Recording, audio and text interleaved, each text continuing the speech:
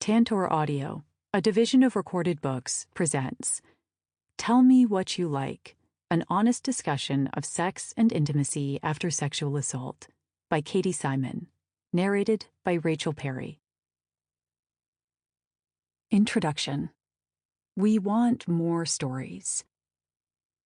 In the months after a man raped me, I walked past shelves in bookstore after bookstore, furtively glancing at book spines out of the corner of my eye.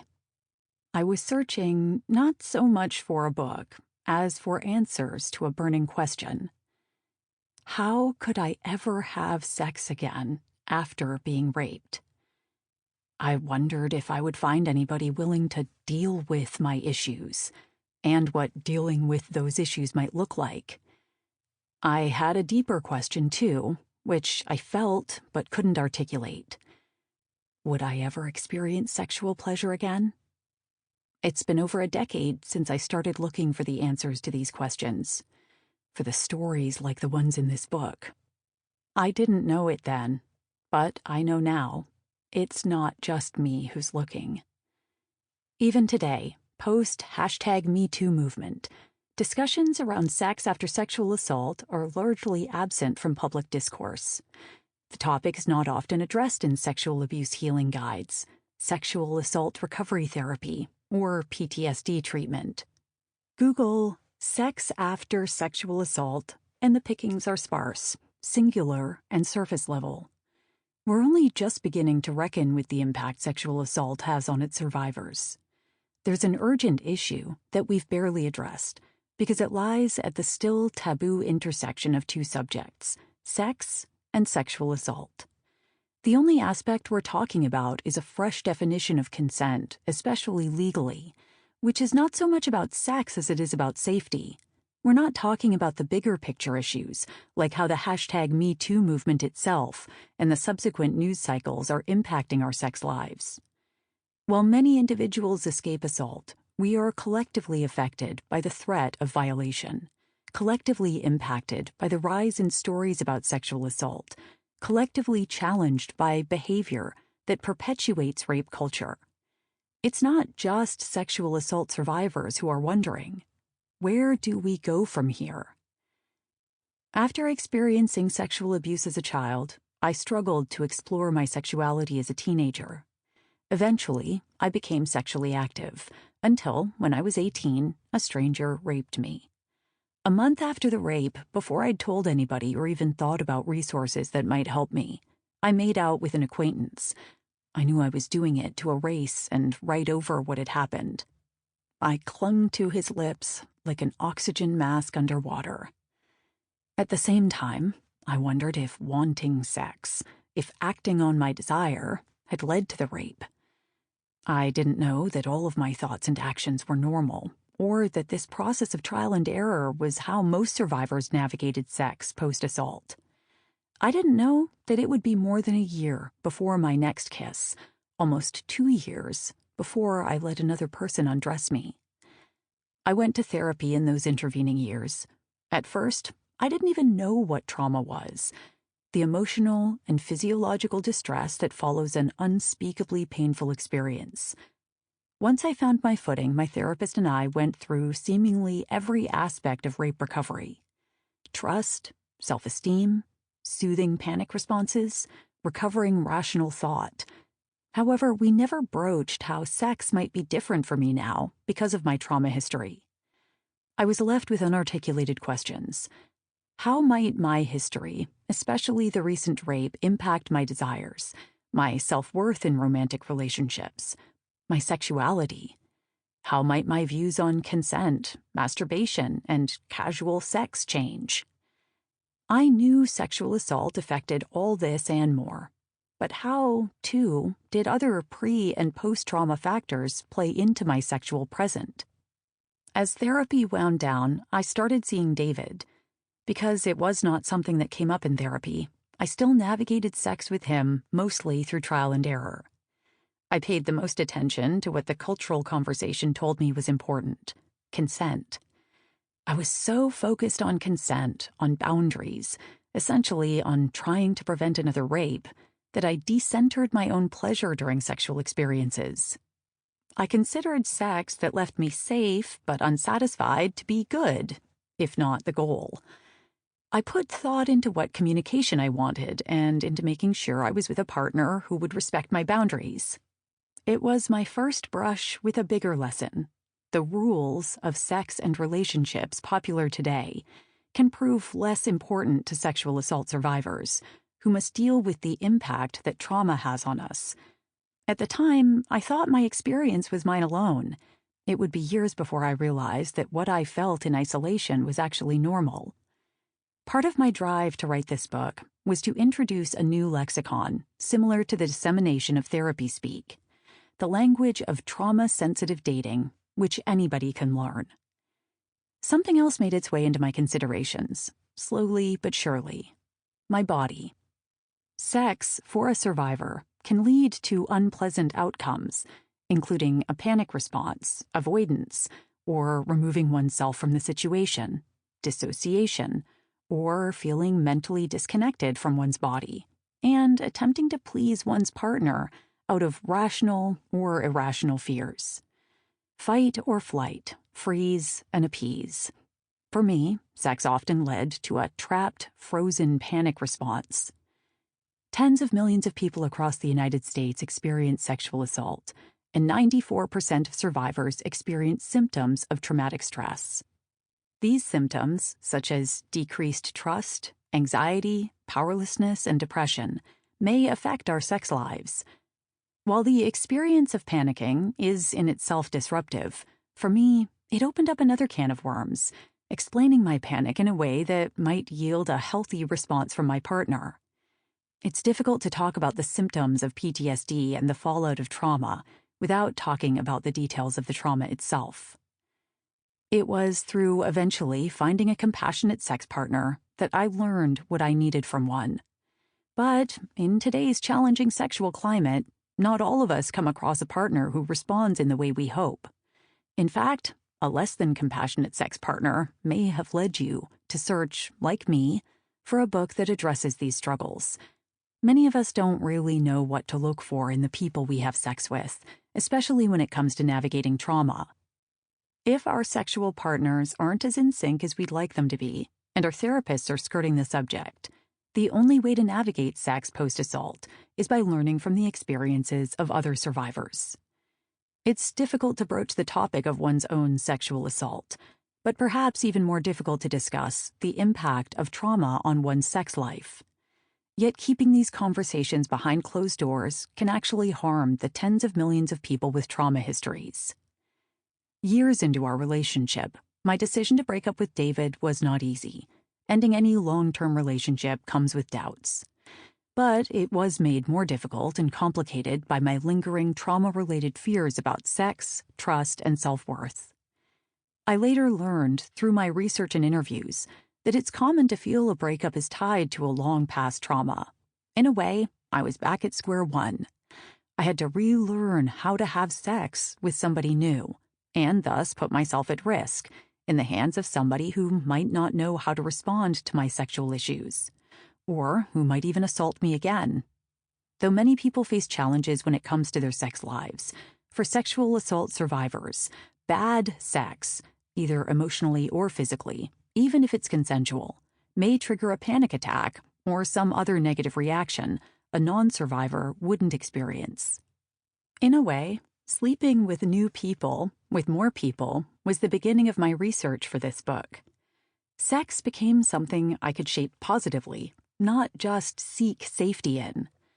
My relationship with David and subsequent casual relationship with my friend James made me feel heard, my body feel safe. David not only waited months into our relationship to have sex with me, he encouraged me to take my time. James checked in about my comfort level, made no big deal about stopping at any time, and was always available to listen when I felt upset. I'm sure that both of them felt frustrated or upset about my reactions at times, but they centered my needs and understood that the foundation of healthy, satisfying sex for both of us was the assurance that I would feel comfortable. At the time, I didn't realize how unusual David's or James's reactions were. I had taken for granted that all people would be as compassionate as my ex-boyfriend and recent fuck buddy. I was unprepared for the man who would make me leave not just his bed, but his apartment building when I had a panic attack. Dating forced me to wrestle with the rape I experienced as a teenager, but it also made me face the prolonged sexual abuse I experienced as a child at the hands of a girl I trusted. The abuse made me associate other women's bodies with danger and pain, but after puberty, I noticed my growing attraction to women. Female friends kissed me, and while they were probably playing around, I couldn't keep my heart from racing, my body from wanting more. But a sick feeling would bubble up in my stomach, confusion erupting inside me. How could I be attracted to another girl when a girl hurt me? The therapy I struggled through in childhood never treated that abuse as trauma, and it was easier to fall into heteronormative expectations than face that abuse head-on, questioning how it might affect my willingness to explore my sexuality or enact it at all. I buried every feeling I had toward a woman before it could develop into something more than a crush. As a teenager, a few negative reactions to my disclosure of my sexuality as something other than straight ended up keeping me in the closet for years. In my mid-20s, after years of trauma therapy addressing the rape at age 18 and the earlier childhood abuse, I came out as queer to a handful of friends and family. I received mixed reactions, mostly confusion over why it took me so long to disclose this. As I would discover over the course of my research, my sexual orientation was difficult for me to embrace because of the identity of the person who abused me. When considering coming out, I imagined feeling obligated to answer questions about why it had taken me so long. Answering honestly would mean disclosing my history of abuse, and it took years to feel comfortable enough to be so open.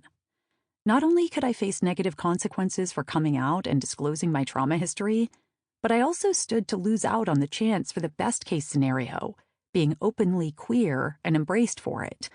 The stakes felt high. There is no single narrative in the trajectory of survivors' sex lives. The process of healing is just as varied as any individual's sexual growth. In order to better understand survivors' sex lives, we need to look past the superficial way we view the healing process.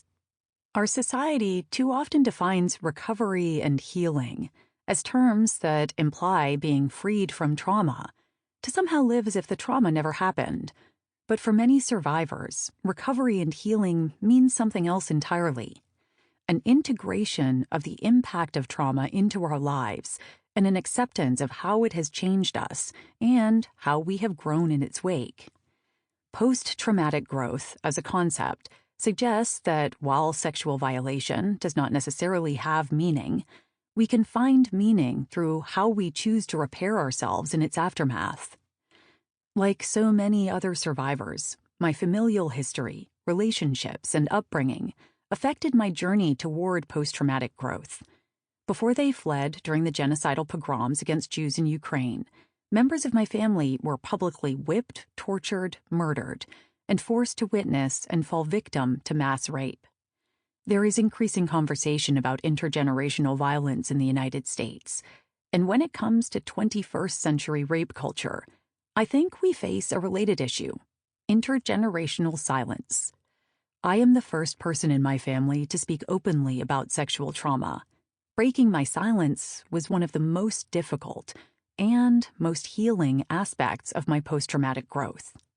Once I did, I was able to navigate my sex life with a strong enough voice to keep me feeling safe and, eventually, to experience authentic pleasure and joy. Although I've been writing as long as I can remember, I didn't find an audience until I started writing about my experiences of violence. I didn't just write about violence, however. More frequently, I wrote about how sexual assault and rape affected my sex life. I wrote about what the #MeToo movement means for sexual pleasure, what disclosing trauma histories means in the bedroom, what a world that too often defends powerful offenders could be if we instead attuned ourselves to nuanced survivor narratives. I started getting emails, Instagram DMs, and Facebook messages from readers telling me my words were resonating. Without asking, I began to hear these other survivors' stories of sex after sexual assault. Some similar, some vastly different from mine. Many of them told me they had never spoken about this with anyone else before. Their stories were not being told. I decided to start interviewing survivors about their experiences. I expected these stories to be triggering. Instead, I found them steadying. Hearing about survivors' sex lives normalized my own, even when our experiences and identities were not aligned.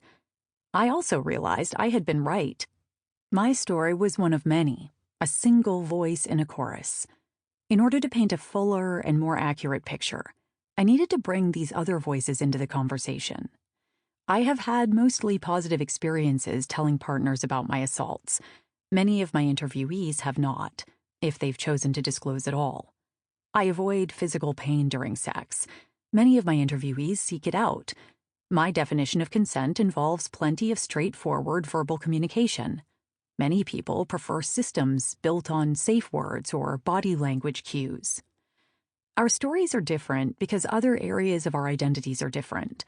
Though I have mental disabilities, I do not have physical ones. I am non-binary, queer, and Jewish. Many survivors are none of these things. My stories are a tiny fraction of the collective experience of sexual assault survivors. If my end goal is to tell stories that more survivors can identify with, to broaden the representation, in order to make us all feel less alone, I have to go beyond my own. It wasn't my personal experience of sex after sexual assault that catalyzed me to write this book. It was realizing that my personal experience was not representative, not universal. Over the course of dozens of interviews on this topic, I have yet to hear from a survivor who hasn't experienced trauma's impact on their sex life.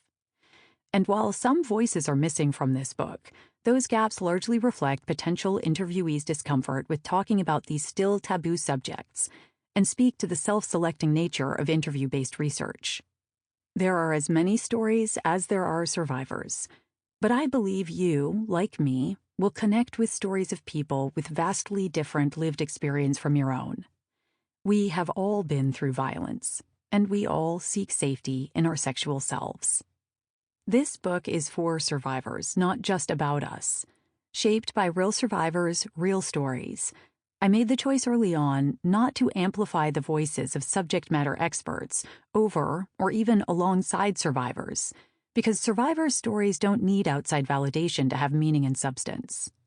At times, this book includes research or expert perspectives for context or to explain psychological concepts. But there are plenty of resources to learn about PTSD, sex therapy, or trauma research. The real experts on the experience of sex after sexual assault are survivors ourselves. Our stories, our voices, are what's missing from the conversation. Our voices are not just a conversation within the survivor community. This book normalizes a range of post-assault sexual experiences, while driving home the reality that many people having sex today are survivors of sexual assault. These stories are survivors, but the broader picture they paint is for anybody seeking more intentional, connected, and pleasurable sex, with the knowledge that rape culture impacts sex for everyone. This book isn't meant to be particularly hopeful or uplifting, because it seeks to expose the reality of what is happening in survivors' real lives, which is messy and not discussed enough. In place of hope, this book seeks to create community, a compendium of voices so that none of us have to feel alone. This book tackles the obstacles a survivor might face while rebuilding a sex life after sexual trauma: dissociation, panic attacks, physical pain, flashbacks, and more. Each chapter includes a varied selection of survivors' stories in order to normalize and uplift a diversity of healing experiences. Each story also ties in a topic of broad interest, such as embodied consent, media perceptions of sexual assault survivors, sexual regret, and how to have vulnerable conversations with a partner. These stories illuminate how survivors have navigated their struggles into positive practices and outlooks, reimagining what sex can look like, not only for survivors, but for all of us. Although the survivors' stories I've heard vary greatly, I've identified with parts of all of them. If nothing else, I've found myself nodding along with almost every survivor's answer to the question on which I ended our interviews. What resources would be most helpful when dealing with sexual assault's impact on your sex life? They almost unanimously gave the same answer. We want more stories. The survivors in this book have told their stories, not just, as is common, about the worst things that have happened to us, but also about the best. When I've struggled to work on this book, I've returned over and over again to what so many survivors have shared with me: beacons in the night. Every part of this book seeks to normalize our experiences and light the path forward. This book didn't exist after a man raped me, so I decided to write it. Chapter 1. First, safety. The story of how to get better may not start with the first positive step. Sometimes it starts with recognizing the circumstances that prevent us from taking a step forward at all. This chapter includes the stories of people who became stuck in cycles of domestic violence, details why and how they left, and untangles the impact prolonged exposure to violence had on their eventual healing, underscoring the importance of leaving an abusive situation. Intimate partner violence can affect people of any sexual orientation or gender from any background.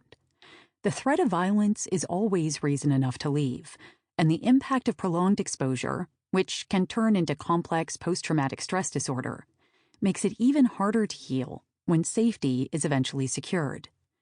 But this chapter isn't just for people dating their abusers. It's for anybody who feels threatened in their day-to-day life, and for whom that threat might hinder healing. The threat can be individual, cultural, or communal. It's not just physical danger that gets in the way of recovery. Psychological distress from past or present trauma can be just as debilitating. In this chapter, survivors detail the most helpful social and psychological support they received that enabled them to leave an abusive relationship or toxic environment and find stable ground. Most importantly, this chapter is a jumping-off point for listeners. In order for the rest of the book to be constructive, a baseline of physical and psychological safety must be established. You don't have to be dating a rapist for rape culture to take hold of your life. Sitting on a couch across from my new therapist, I was attempting to describe why I was so upset that a man I barely knew had rejected me. It wasn't much of a loss. We weren't close and had only been out a couple of times. He felt safe to me, I said. What do you mean by that word, safe? She asked. I clasped my hands together in my lap. The truth was, I wasn't sure how to describe what I meant by that. My last relationship had been abusive, so I knew what I wasn't looking for. At the time, I didn't realize how much my definition of safe had been shaped over the years to mean somebody who didn't have the red flags that indicated they might become dangerous. Instead of focusing on what I wanted in a partner, I was seeking out the opposite of whatever I was afraid of. Then and now, I tend to think somebody I'm dating is safe until proven otherwise. It's a survival strategy. If I started at my real baseline rooted in fear, I'd never go out with anybody. Instead, I'm watchful of signs they could become actively unsafe and operate under a wait-and-see policy. If somebody feels safe to me, it often just means that I trust them subconsciously. Maybe they helped me out when something small but painful happened, or they made me feel taken care of. But this flipped mentality, innocent until proven guilty, can lead to an early, powerful attachment that isn't necessarily earned. Getting attached early can lead to a lot of rejection, and dating can be painful for me.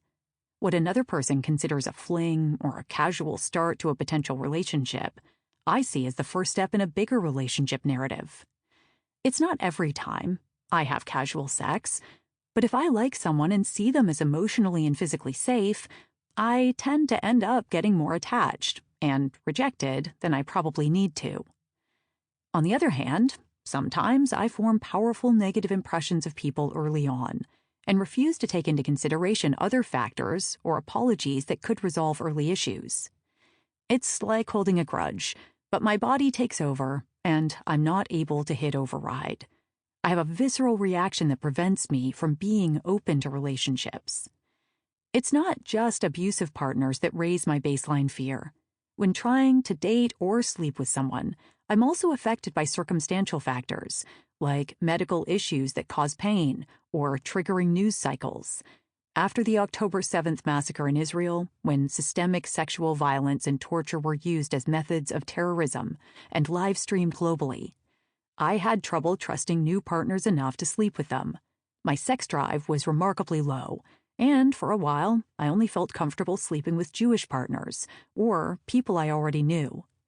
The aftershock, witnessing global denial of the atrocities, was triggering in its own right, and the feeling of being disbelieved about sexual violence was magnified all over the news and social media.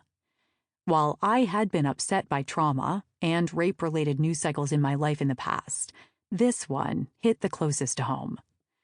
I always felt like I was the only one affected by these kinds of questions about safety as central to a post-assault sex life, until I started speaking to other survivors, including those dealing with the aftermath of abusive relationships. In order to heal, we have to recognize what happened to us.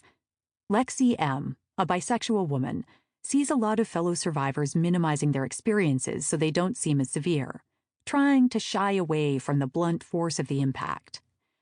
"We lessen the bar for what we consider assault," she says.